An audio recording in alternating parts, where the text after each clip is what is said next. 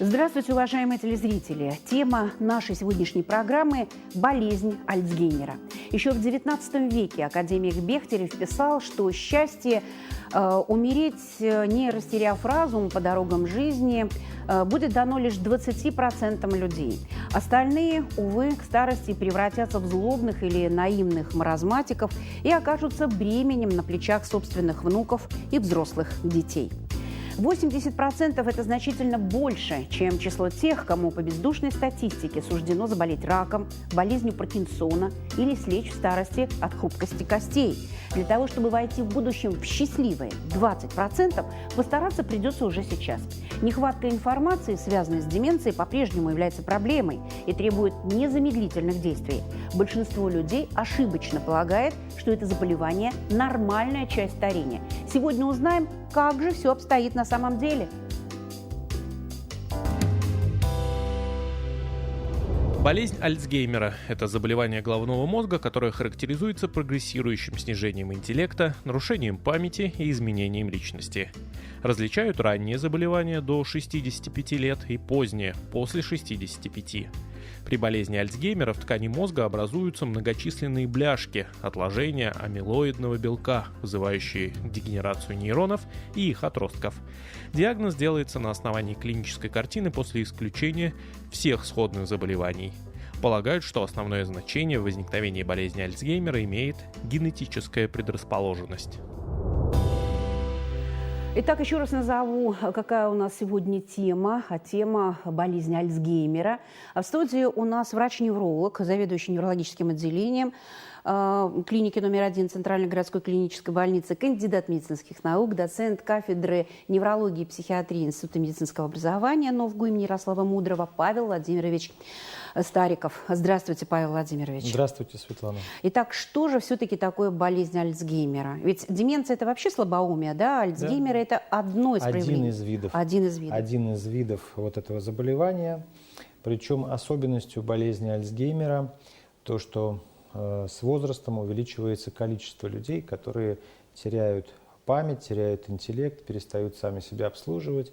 Причем прогрессивно зависит от возраста. То есть единичные случаи есть в трудоспособном возрасте. После 65 лет уже 3 человека на 100 тысяч могут заболеть этим заболеванием.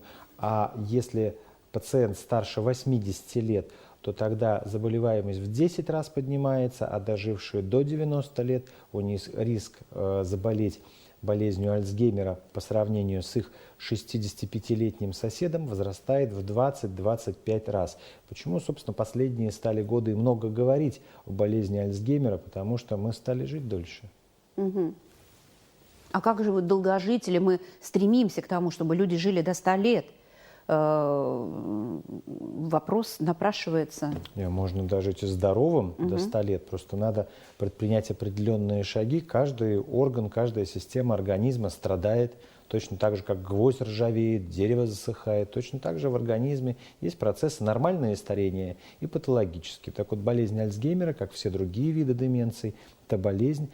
Можно определенные методы профилактики применять к человеку и лечить. Это все довольно успешно. Угу. Но поскольку болезнь прогрессирует, да, начинается она с каких-то, может быть, малозаметных симптомов, то как ее вот заметить на ранней стадии? Да, заподозрить? Кто они, эти первые ласточки слабоумия? Ну, вы знаете, что если постараться, можно, конечно, заметить это в любом возрасте, но не одна ласточка вызывает болезнь, вероятно, это будет много их. Но вот давайте я вам приведу пример стаи ласточек из 10 штук. Итак, кто эти первые ласточки слабоумия?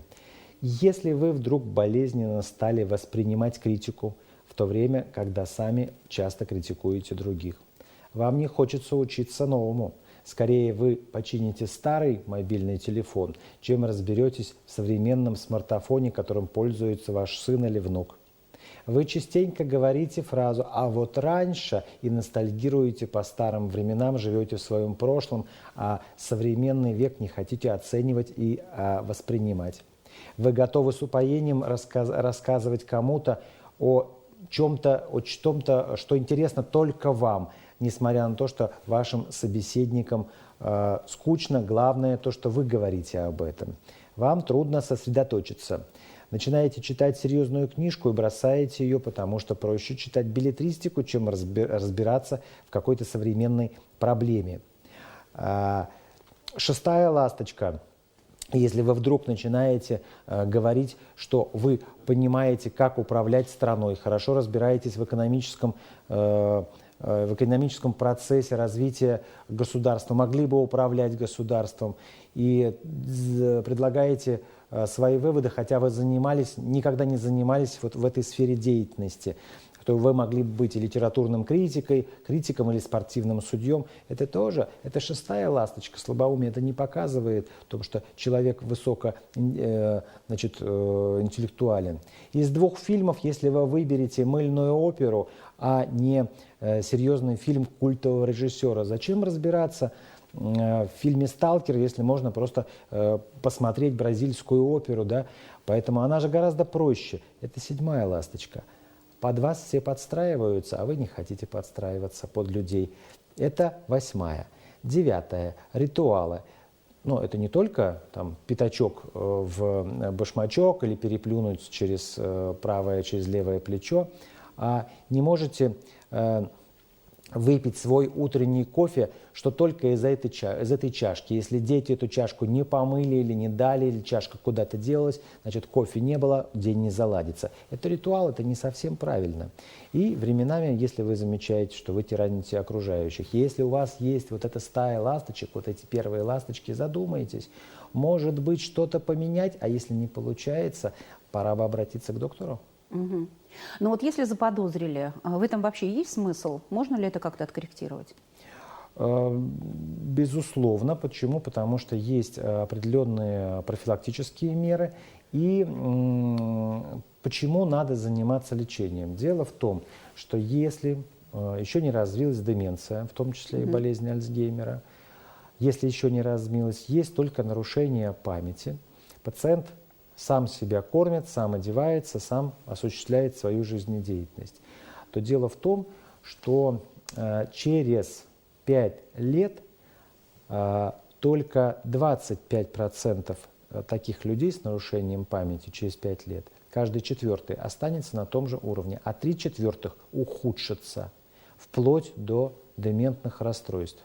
Поэтому если за эти 5 лет, вот когда поймали, что пациент не может тест часов, например, нарисовать, мы предлагаем на амбулаторном приеме нарисовать циферблат часов. Если с этим не справляется пациент, то это один из подпунктов международного опросника на слабоумие, на деменцию, ММСЕ, Mini-Mental State Examination. И если пациент не рисует часы эти пресловутые, мы задумываемся о батарее тестов, чтобы посмотреть, нет ли, правда, сложных когнитивных нарушений. Потому что если 5 лет предлагать пациенту определенные медикаменты, то в деменцию он уйдет не через 5 лет, а, предположим, через 10 или через, например, 7 или 8. Это все равно мы отвоевываем у природы время. Это очень здорово. Угу. Есть ли какие-то методы профилактики этой болезни, допустим, если еще даже первые признаки не появились? По поводу профилактики надо сказать два варианта. Если у нас высокий когнитивный резерв, то потери части мозга не будет так заметно. Если этого когнитивного резерва нет, то есть интеллект не очень высокий у человека, он не натренировал, то есть человек занимается только бытовыми проблемами, да, то потеря небольшой части интеллекта, в том числе и болезнь Альцгеймера, станет быстро заметна. Вот давайте посмотрим. Большинство граждан имеют в своем запасе 1-2 языка. Ну, вероятно, это вот тот язык родной, на котором мы говорим сейчас и думаем. Второй язык нам, вероятно, преподавали в школе, вот минимум 2. Если настает, не дай бог, слабоумие или какое-то воздействие на мозг, травма или болезнь, то мы теряем 1 язык. То есть английский и половину русского. А если у нас в запасе было, например, 4 языка, чешский, английский, финский, русский, английский. Если мы потеряем чешский, английский и финский, 3 языка, даже 75% потеряем, у нас русский это останется как более прочные знания. У нас останется, не будет заметна потеря интеллекта. Мы потеряли, у нас был запас из 4 языков, 3 потеряли, 1 остался. Это здорово. Вот пример когнитивного запаса. Потом было огромнейшее количество исследований ученых, которые сравнивали граждан, которые занимаются каким-то сложным видом деятельности. Ну, вот американцев это было просто танцы. А другие не танцуют, а просто живут обычной жизнью. Покушал, сходил на работу. Поспал, покушал, сходил на работу. И та группа, которая училась сложным танцам, сложным па, и разучивала их правильно и выступала, эти люди дольше сохраняли свое когнитивное здоровье. Хотя даже по анализам и по генетическим маркерам было показано у них на роду, что они должны были заболеть болезнью Альцгеймера, а они не заболели. Почему? Ну, видимо, они заболели бы в 120 лет, но просто столько люди не живут. То есть они отсрочили время проявления клинической симптоматики. Поэтому танцуем и занимаемся интеллектуальными играми. Дольше, если не проживем, но дольше сохраним когнитивный свой потенциал. А заниматься нужно физической только активностью, допустим, творческое какое-то занятие, рисование, что-то там лепка из глины? Вы знаете, что по поводу этого идет сейчас в мире большое количество исследований. В основном это исследования, конечно, наших коллег-психологов, не психиатров. Почему? Потому что всем интересно, как же сохранить интеллект в 80 и в 90 лет, да. Потому что 90-летних граждан становится больше и больше, и показывает, что это только та ситуация, когда приходится ломать свой мозг. То есть выучи новый язык. Ты не будешь говорить, выучи чешский язык, ты никогда не поедешь в Чехию. Выучи, ну какой еще нам родственный, болгарский, славянская группа языков. Выучи белорусский, выучи украинский язык. Выучи дополнительный язык, не факт, что ты поедешь туда, но у тебя будет то, что мозгу было очень сложно сделать. Выучи немецкий, выучи шведский, финский. У тебя мозг становится гораздо больше, у него запас когнитивный, и поэтому ты становишься умнее, логическая система работает больше. То есть надо очень много приложить усилий. Ну, а если говорить об обыденной жизни, что нам можно сделать? Как проапгрейдить? Давайте я вам скажу, как же можно проапгрейдить свой мозг. Вот у нас сколько ласточек с вами было? Ласточек с слабоумием? 9 или 10? Или 10. 10. Да, 10, была стая из 10 ласточек. Вот давайте 10 пунктов, то есть мы все те наши ошибки, мы их инвертируем, и получается 10 пунктов, как же проапгрейдить свой мозг. Каждые 2-3 года начинайте учиться чему-нибудь. Конечно, вам не обязательно вместе с детьми поступать в институт и получать 3-е или даже 4-е высшее образование, но вы вполне можете пройти краткосрочный курс повышения квалификации или освоить совершенно новую профессию. То есть ученик мудреет в глазах Бога, но молодеет в глазах людей, старая суфийская притча. Окружайте себя молодыми людьми. У них вы всегда можете понабраться всяких полезных вещей, которые вам помогут остаться современными. Если вы давно не узнавали ничего нового, может быть, вы не искали. Время от времени решайте интеллектуальные задачи, проходите всевозможные предметные тесты. Благо того и другого сейчас очень много на просторах интернета. Постоянно учите, про то, что мы уже говорили, иностранные языки. Не будете вы на них разговаривать и не выучите как следует, вы будете говорить только на инфинитивах. Но если вы постоянно изучаете язык, вы тренируете свою память, и вы будете помнить, где стоят тапки. Это тоже здорово. Растите не только вверх, но и вглубь. Доставайте старые учебники, периодически вспоминайте школьную и вузовскую программу. Занимайтесь спортом. Большое количество исследований показало, что регулярная физическая нагрузка до седых волос и после спасает от слабоумия. Посмотрите передачи из Китайской Народной Республики, где все пенсионеры 70-80 лет стоят на вот этих вот тренажерах уличных, которые у нас в нашем городе с вами в Великом Новгороде появляются тоже, Да. как грибы тренажеры появляются. Точно так же можно заниматься в любом возрасте, конечно, если вам позволяет артериальное давление и ваше сердечко. Павел Владимирович, я прошу прощения, что перебиваю. У нас есть вопрос в прямой эфир. Давайте. Послушаем. Мы слушаем вас. Слышала, что профессиональные навыки при болезни Альцгеймера теряются в последнюю очередь.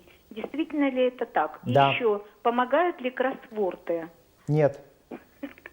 На первый вопрос – да, профессиональные навыки, как более стойкие, которые вы использовали, изучали в течение многих лет, они теряются самыми последними. Даже человек, вот я вам хочу сказать, все-таки я врач и могу это вам сказать, даже на смертном одре человек может оставаться специалистом.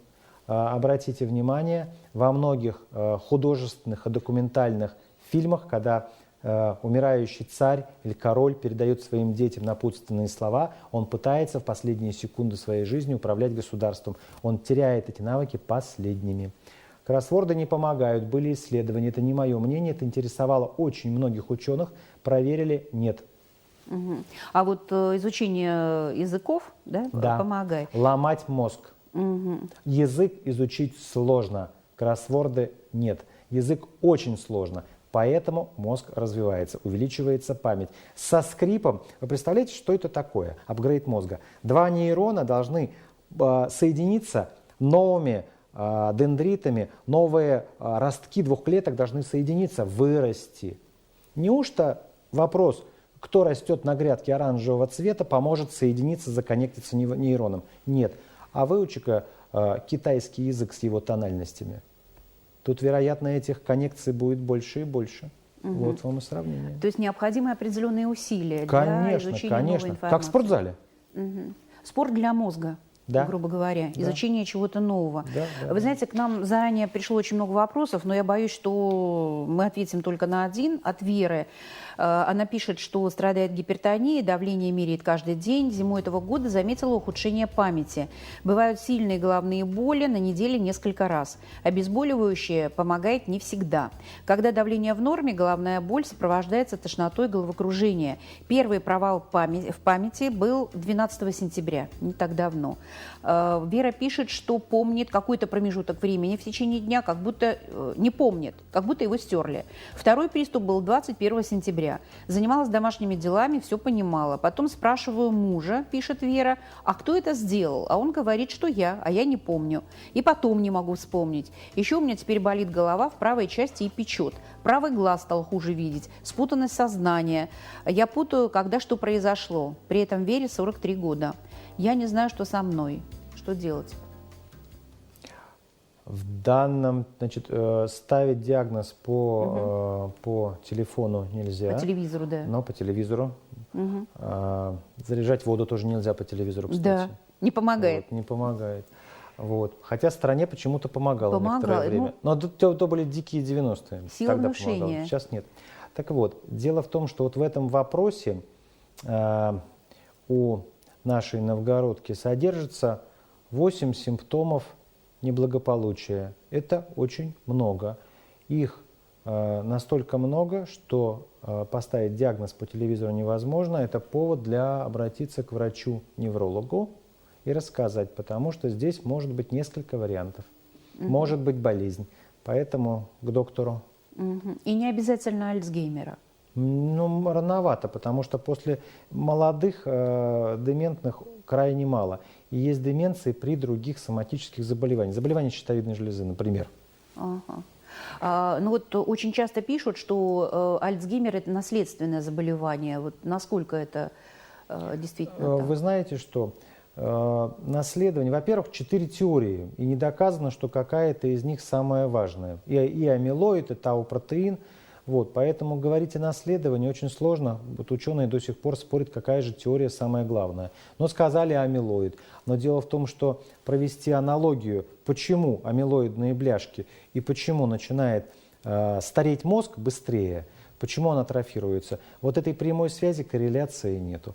Поэтому про наследование говорить тоже очень сложно. Механизм не очень ясен. А может быть просто причина сосудистая патология. В Америке чаще деменции называют болезнью Альцгеймера. В России называют сосудистой энцефалопатией.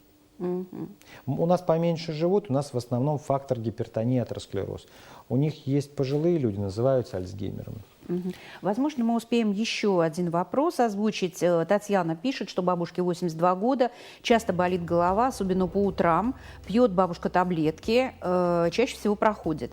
Также проблемы с давлением, скачет давление. С утра пониженное, к вечеру иногда повышенное, иногда нормальное. Были несколько раз гипертонические кризы, есть суставные боли. Также начались проблемы с памятью. Заметен со временем регресс. Психиатр поставил деменцию легкой степени, пыталась пить назначенное лекарство, говорит состояние перевозбуждения от лекарства и моментами провалы в памяти. На днях было плохо, закружилась голова, онемел рот, не могла сказать ни слова, и потом несколько дней была как в тумане, многое забыла. Скажите, пожалуйста, возможно ли лечение такой деменции, какие анализы сдать, какие обследования нужно пройти? У вашей бабушки минимум 3 заболевания, то есть вы сами сказали, гипертоническая болезнь, кризовое течение, то есть однозначно ее надо контролировать и держать при помощи измерений и таблеток в целевых уровнях. Причем целевой уровень конкретно для вашей бабушки скажет врач, потому что для разных пациентов бывает в пожилом возрасте разные целевые уровни. Второе. Сказали, что есть снижение памяти, есть определенные лекарства. Одно не подошло, меняем другое. Третье. Вы описали симптом поражения мозга. Может быть, это был осложненный криз, может быть, инсульт. Три проблемы. Минимум это участковый врач. А так вы рассказали о 3 проблемах. 4-ю головную боль я даже не затрагиваю. Успеем, наверное, еще один вопрос. Это Алексея. 2 недели назад нашему 85-летнему дедушке, пишет Алексей, стало плохо. В последнее время он стал рассеянный, кое-что забывал, причем резко, но периодически приходил в норму. Через пару дней поднялась температура, стало плохо, слег. Приехавший врач диагностировал Альцгеймера прямо на дому. Спустя неделю дедушка почти не ел, лежал не вставая, почти постоянно спал. Еще через пару дней вообще перестал просыпаться и умер. Итог. Человек сгорел за 2 недели, слег, перестал ходить, есть, разговаривать, вообще понимать окружающий мир и умер во сне. Умирают ли так от Альцгеймера? Вы рассказали инфекционное заболевание, течение. Вы начали с температуры. Вероятно, это было запускным фактором, что уже дальше у меня нет данных. Но вы сами говорите, начало температуры. Вполне возможно какая-то инфекция. От вирусной до любой другой, любого органа. А во время любой инфекции, в том числе пожилому человеку, естественно, плохо. Вы рассказали об инфекционном заболевании. Вполне возможно, что и Альцгеймера, да, вот было это заболевание, и врач... Невозможно высказаться по данным количеству симптомов, не высказаться. Температура точно. Водный объем в жидкости, сколько было у этого человека. Может быть, он банально не допивал, как вот к нам приезжают пациенты, которые мы дома не выпивали. Пациент должен, любой человек должен выпивать 1,5-1,8 литра в сутки. На температуру окружающей среды повышенную или тела надо добавлять еще по пол-литра на каждый градус. Так вот, было ли адекватное количество воды? Вот хотя бы с этого начинаем, да, а потом уже дальше смотрим про различные болезни. Спасибо вам большое. Спасибо за то, что вы к нам сегодня пришли, нашли время для этого, за ваши ответы на вопросы телезрителей. Мы сейчас подведем итог сказанному ранее в этой студии, затем вернемся в прямой эфир и узнаем, кто придет к нам завтра. Болезнь Альцгеймера является наиболее распространенной формой потери памяти или деменции. Часто заболевание начинается с расстройства кратковременной памяти. Человек легко забывает полученную недавно информацию и в то же время легко воспроизводит факты и данные, относящиеся к далекому прошлому. Затем расстраивается долговременная память и появляется ряд других симптомов. Существуют методы, которые способны облегчить болезнь Альцгеймера, приостановить ее развитие, смягчить симптомы. Чем раньше обнаруживается болезнь, тем результативнее предпринимаемые меры. Тема следующего выпуска программы «Скажите, доктор» – заболевание сетчатки глаза. К нам в студию придет заведующий офтальмологическим отделением Новгородской областной клинической больницы Денис Валерьевич Гатилов. Готовьте вопросы для прямого эфира. Задавайте их заранее на сайте интернет-издания 53 новости и в группе «Скажите, доктор» ВКонтакте. А на сегодня все. До новых встреч и будьте здоровы!